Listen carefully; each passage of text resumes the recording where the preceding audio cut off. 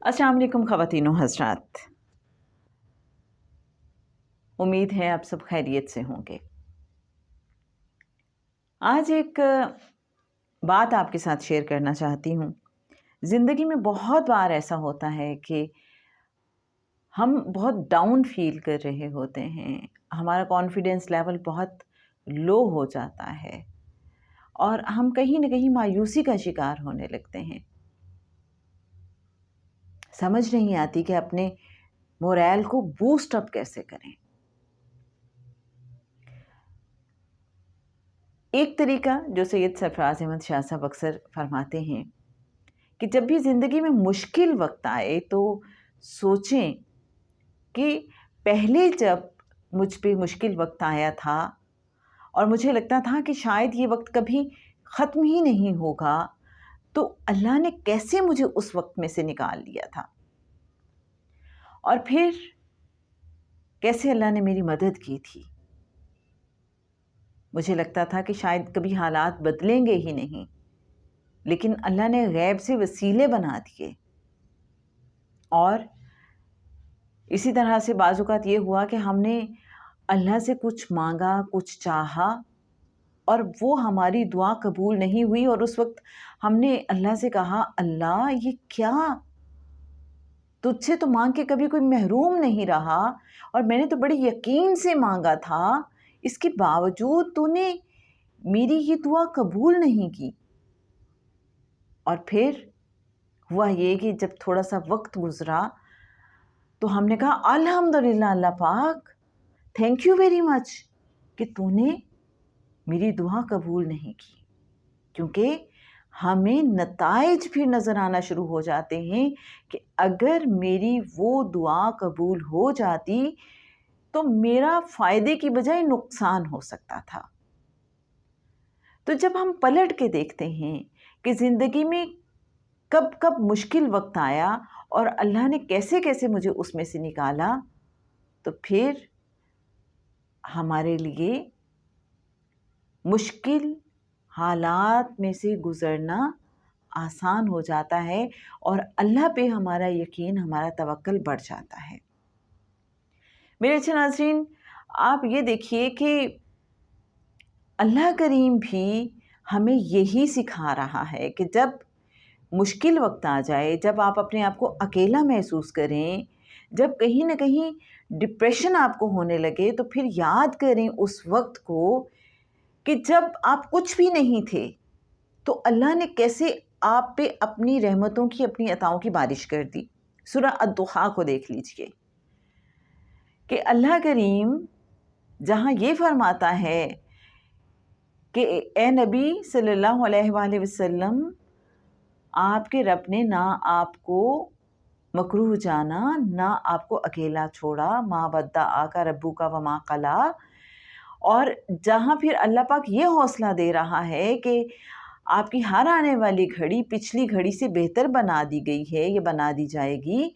और फिर अल्लाह ये जहाँ फरमा रहा है कि हम आपको इतना देंगे कि आप राज़ी हो जाएंगे, वहाँ फिर अल्लाह पाक बताता है कि क्या हमने आपको यतीम नहीं पाया और फिर आपको इतना कुछ अता किया। फिर हमने आपको अपनी जानिब खुद रफ्ता पाया और आपको रोशनी दिखा दी, रास्ता दिखा दिया, अपने करीब कर लिया। फिर अल्लाह ये भी फरमाता है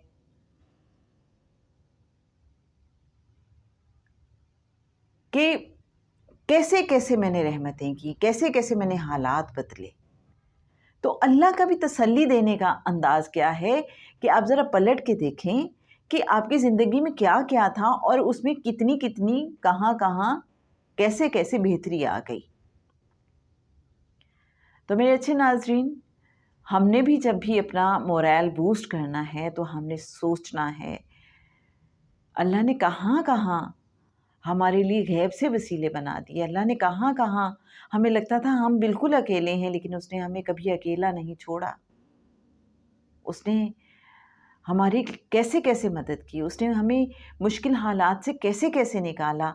تو اب بھی وہ ہمیں نکال لے گا. کوئی بھی وقت ہمیشہ نہیں رہتا. Nothing is permanent. یہ وقت بھی گزر جائے گا. سب کچھ اللہ کریم ٹھیک کر دے گا. اور اللہ کہتا ہے میں اپنے بندے کے گمان سے بہت قریب ہوں. میرا بندہ میرے بارے میں جو گمان کرتا ہے میں اس کے مطابق اس کے ساتھ کرتا ہوں. تو ہم اللہ سے جب اس کی رحمت کا گمان رکھیں گے تو یقین کیجئے ہم پہ رحمت ہی ہوگی. یہ بہت ضروری ہے. جب بھی ہم ڈاؤن فیل کرنا شروع کریں، ہمیں لگے ہم اکیلے رہ گئے ہیں، ہمیں لگے یہ حالات پتہ نہیں ٹھیک ہوں گے بھی یا نہیں، تو سوچیں اللہ نے ماضی میں ہماری کیسے کیسے کہاں کہاں مدد کی.